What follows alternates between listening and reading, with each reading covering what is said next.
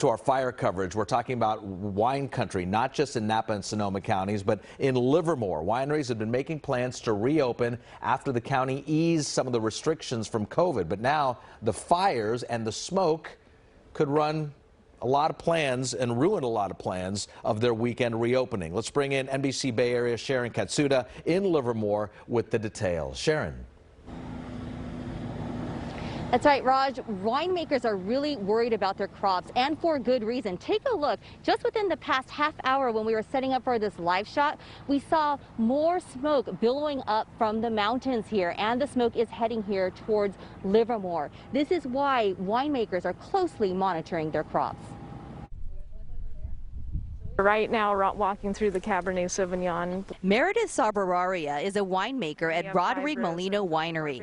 The winery was set to have its club release this weekend, but the smoke in the air shut down those plans for now. And there's concern over what the smoke's doing to the grapes. Once those grapes get fermented, then those volatiles get released again. And that's where you get sort of the smoky, ashy, maybe campfire aromas.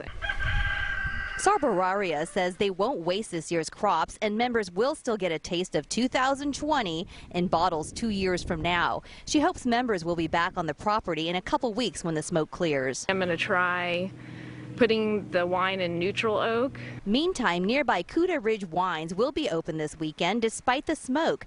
Owner Larry Dino just switched over to his N95 mask and points to a charred hillside nearby to show they must persevere. And our tastings are 45 minutes, and then following the tastings, we then check people out and do all the sanitation and cleaning tables.